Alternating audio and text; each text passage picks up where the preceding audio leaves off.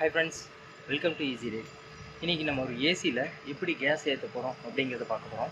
இன்றைக்கி நம்ம பார்க்கக்கூடிய ஏசி எது அப்படின்னு பார்த்தீங்கன்னா கேரியரில் ஒரு இது வந்து பார்த்திங்கன்னா ஒரு 2013-12 அந்த ரேஞ்சுக்கு வந்திருக்கு. இது இப்போ வந்து பார்த்திங்கன்னா இதில் கேஸ் லீக் ஆகிருக்கு. இதை நம்ம எப்படி ஃபைண்ட் அவுட் பண்ணுறது, இதை நம்ம எப்படி ரெடி பண்ணுறது அப்படிங்கிறத பற்றி இப்போ பார்க்கலாம். இப்போ பாருங்கள், இந்த ஏசியில் 2 பைப்பு இருக்குது. ஒரு பெரிய பைப்பு, ஒன்று சின்ன பைப்பு. இதில் வந்து சின்ன பைப்பு வந்து ஐஸ் கட்டி ஆகிருக்கு அப்படின்னு பார்த்தீங்கன்னா இந்த கூலிங் வந்து இன்டோரில் கொடுக்கணும், ஆனால் இங்கேயே இதாகிடுது. இந்த மாதிரி சின்ன பைப்பில் ஐஸ் கட்டிடுச்சு அப்படின்னா கண்டிப்பாக கேஸ் கம்மியாகிருக்கு அப்படின்னு அர்த்தம். அதனால் வந்து இப்போ நம்ம இது கேஸ் லீக் எங்கேன்னு கண்டுபிடிக்க போகிறோம்.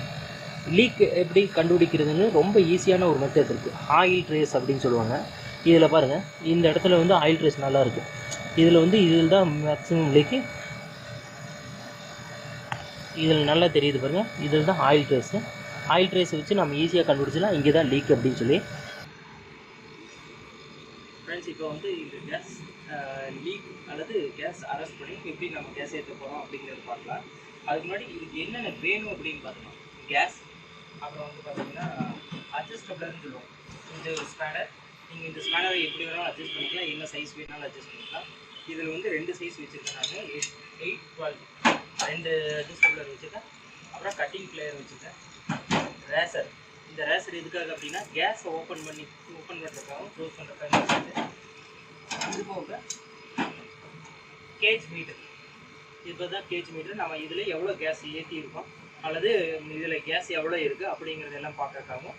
இதில் வந்து முக்கியமாக இந்த ஓஸ் வந்து பார்த்திங்கன்னா இது வந்து 22 கேஸ் இருக்கிற ஏசி, அதனால் 22க்கான ஓஸ் மாட்டியிருக்கோம். இதே வந்து 410 32 இருந்ததுன்னா இந்த ஓஸ் மட்டும் வேறு மாத்திர மாதிரி இருக்கும். இதில் கேஸ் இல்லை அப்படிங்கிறது கண்டுபிடிக்கிறதுக்கு நிறைய சிம்டம்ஸ் இருக்குது. இதெல்லாம் பார்த்து இதுலேயே கேஸ் இல்லை அப்படின்னு நம்ம பார்த்தோன்னே சொல்லிடலாம். அந்த மாதிரி பார்த்தோம்னா கண்டுபிடிக்கிற ஒரு மெத்தடில் தான் இந்த ஐஸ் ஃப்ரீசிங். அவுட்டோரில் ஒரு 1/4 இன்ச் பைப்பில் ஐஸ் கட்டுது அப்படின்னா கண்டிப்பாக அது வந்து கேஸ் லீக் தான். இப்போ நம்ம இது லீக் எங்கே இருக்குது அப்படிங்கிறது ஈஸியாக ஃபைண்ட் அவுட் பண்ணிட்டோம்.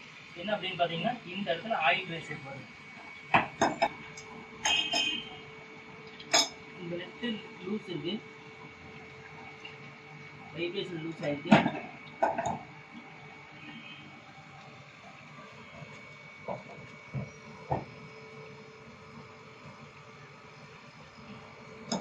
ஜாம் டைட் பண்ணிட்டோம்.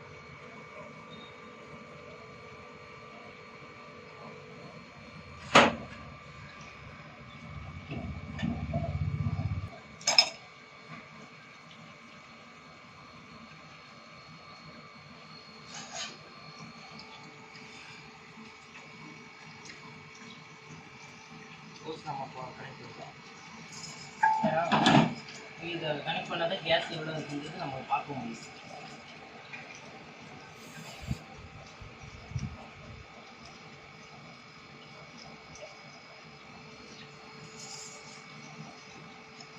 பாருங்க,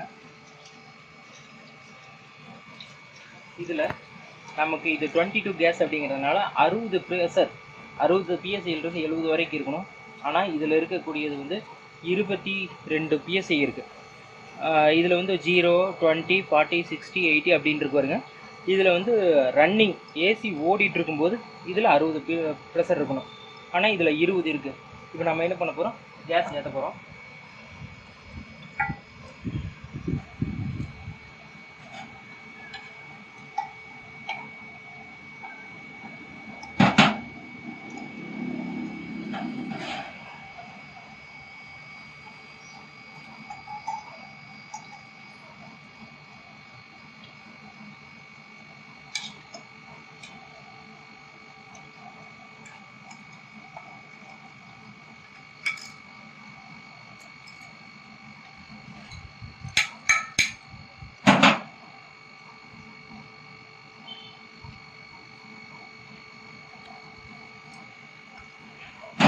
சிலிண்டர் ஓப்பன் பண்ணிட்டோம். சிலிண்டர் ஓப்பன் பண்ணால் இந்த கருப்பு ஹோஸ் இருக்கு பாருங்க, இந்த கருப்பு ஹோஸ் வழியாக இது வரைக்கும் வந்து நின்றோம்.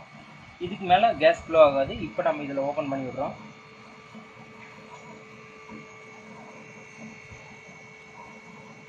இந்த கேஸ் ஃப்ளோ ஆகிறத 2 விதத்தில் கண்டுபிடிக்கிறோம். மீட்ரு ஒன்று, கம்ப்ரஸனுடைய நாய்ஸ்.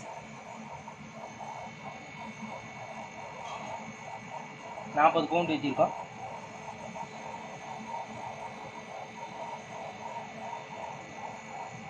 $45. கொஞ்ச நேரம் அப்படியே விட்டுருங்க.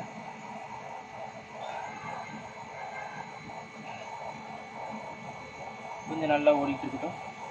ஏன் இது கொஞ்சம் கொஞ்சமாக ஏற்றுறோம், ஒரேடியாக டக்குன்னு ஏற்றக்கூடாது அப்படின்னு பார்த்தீங்கன்னா, அப்படி ஏற்றக்கூடாது. இன்னொன்று, இந்த சிலிண்டர் வந்து தலையில் பிடிச்சி மட்டும்தான் ஏற்றணும். லிக்விட் ஃபார்மில் தான் ஏற்றணும். வேப்பர் ஃபார்மில் ஏற்றக்கூடாது, லிக்விட் ஃபார்மில் தான் ஏற்றணும். அதுதான் பெஸ்ட்டான ஒரு வழி.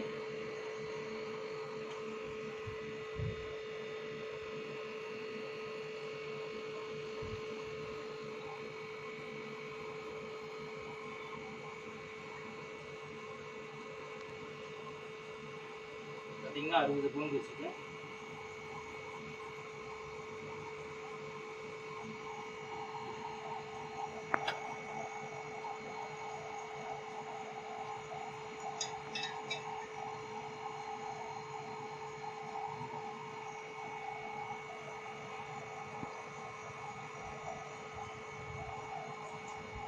இந்த 60 பிஎஸ்சி வந்ததுன்னா ஓகே அப்படின்னு அர்த்தம்.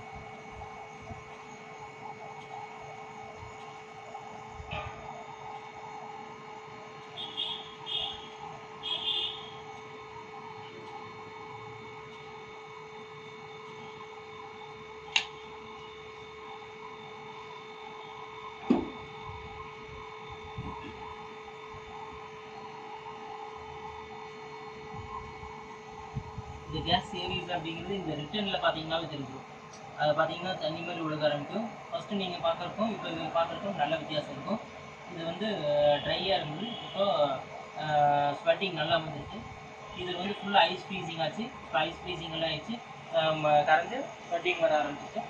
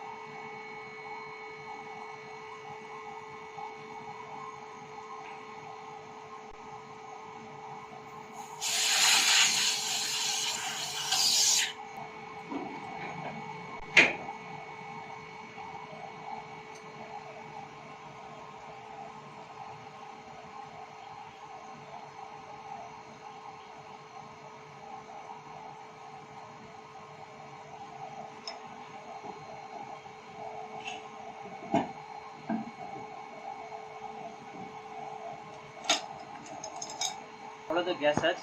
இப்போ கேஸ் ஏற்றுறதுக்கான மெத்தட் மட்டும் காமிச்சிருக்கேன்.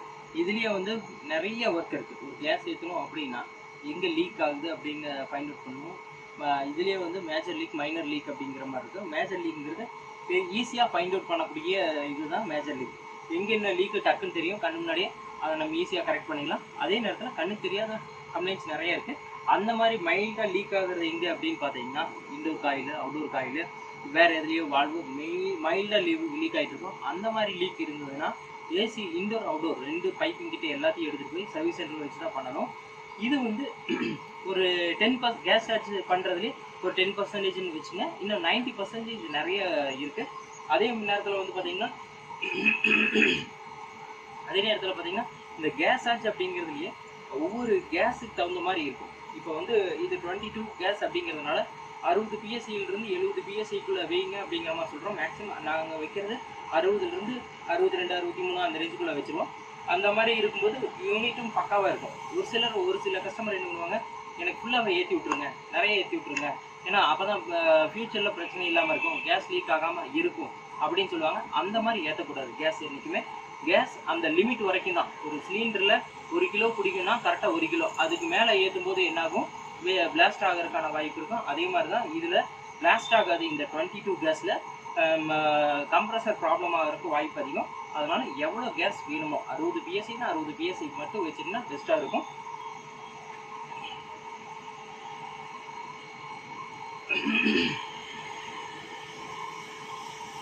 ஏசியில் கேஸ் சார்ஜ் பற்றி உங்களுக்கு நிறைய பேர்த்துக்கான டவுட் இருக்கும். அதை பற்றி ஏதாவது இருந்ததுன்னா கண்டிப்பாக கமெண்ட் பாக்ஸில் சொல்லுங்கள், இன்னொரு வீடியோவை போடுறேன். அதே மாதிரி பார்த்தீங்கன்னா ஏசி வாங்குறதுல அதில் ஏசி எங்கள் வீட்டில் இருக்குது, அதில் ஒரு ப்ராப்ளம், அதை எப்படி ஃபைண்ட் அவுட் பண்ணுறது, அதை எப்படி நம்ம சர்வீஸ் பண்ணுறது அப்படிங்கிற மாதிரி ஒரு சிலருக்கு சர்வீஸ் பண்ணுறதுக்குள்ள இன்ட்ரெஸ்ட் இருக்கும். அதாவது நான் பிஸ்னஸாக இதை பண்ணலாம்னு ஐடியாவில் இருக்கேன், நான் இப்போ தான் ஒரு இன்ஜினியரிங் முடிச்சிருக்கேன், ஒரு ஐடி முடிச்சிருக்கேன், டிப்ளமோ முடிச்சிருக்கேன், நான் வந்து இந்த ஃபீல்டுக்குள்ளே வரலாம் அப்படிங்கிற இன்ட்ரெஸ்ட் இருக்குது அப்படிங்கிறவங்களுக்கும், அதே நேரத்தில் நான் எனக்கு அதில் ஒரு இன்ட்ரெஸ்ட், அதுக்குனால அதை கற்றுக்கணும் அப்படிங்கிறவங்களுக்காகவும் அதுக்காக ஒரு வீடியோ சீரிஸ் கொண்டு வரலான்ட்டு இருக்கோம். அது ஏசி சர்வீஸ் அப்படிங்கிற மாதிரி. இதில் வந்து ஸ்டார்டிங் பேசிக்லேருந்து உங்களுக்கு ஃபுல்லாக வரும். இந்த வீடியோ உங்களுக்கு யூஸ்ஃபுல்லாக இருந்தது அப்படின்னீங்கன்னா சேனலை சப்ஸ்கிரைப் பண்ணுங்கள், மறக்காமல் லைக் பண்ணுங்கள். நீங்கள் கொடுக்குற ஒவ்வொரு லைக்குமே எங்களுக்கு ரொம்ப எனர்ஜெட்டிக்காக இருக்கும். அதனால தான் இது மாதிரி கேட்கும். அதே நேரத்தில் சப்ஸ்கிரைப் பண்ணல அப்படின்னா கண்டிப்பாக சப்ஸ்கிரைப் பண்ணிங்க. ஏன்னா இன் ஃபியூச்சரில் நிறையா டெக் சம்மந்தமான ஹோம் அப்ளையன்சஸ்னுடைய வீடியோஸ் நிறையா வரும். AC, fridge, washing machine, TV, இதை பற்றின ஒவ்வொரு வீடியோவும் நம்ம இதில் வரும். கண்டிப்பாக அது உங்களுக்கு யூஸ்ஃபுல்லாக இருக்கும். தேங்க்யூ.